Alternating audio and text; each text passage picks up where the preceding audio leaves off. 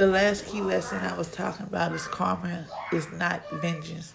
Karma is often mistaken for a punishment, but it is not a teaching tool, not a system of vengeance.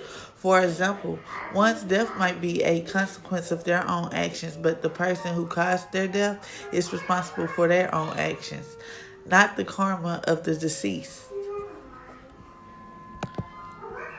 While the term karma is not found in the Bible, the principle of reaping what you sow is a recurring theme. The scripture that best illustrates this is Galatians 6, verses 7, which states, "Do not be deceived.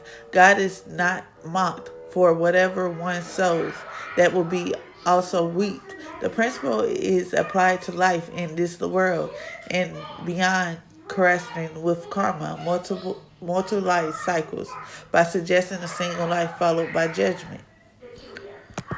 The key scriptures, Galatians 6 and 7. "Do not be deceived. God is not mocked, for whatever one sows, that will he also reap." Applications. This version suggests a direct link between actions and consequences similar to karma, but within a Christian framework of divine judgment, actions have outcomes which can be positive or negative and are not necessarily paid back in the same life, but they are accounted for in God's judgment.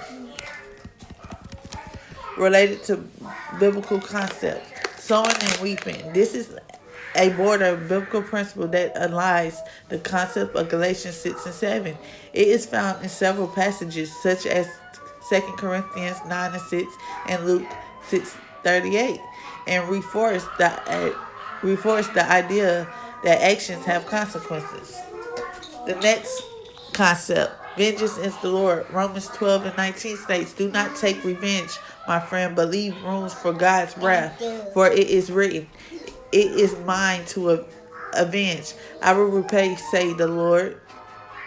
The scripture also suggests a form of comic justice where God will ultimately judge and repay actions, though it is not a direct reference to karma. The next concept, life and death.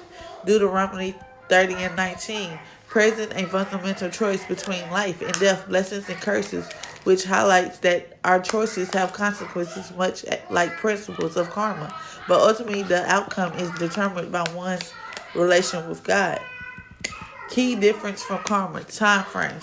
Karma is the belief that the actions have consequences that affect persons over multiple lifetimes, while the Christian concept is that consequences are realized in this life or in the afterlife, which is sealed by one's acceptance of Christ.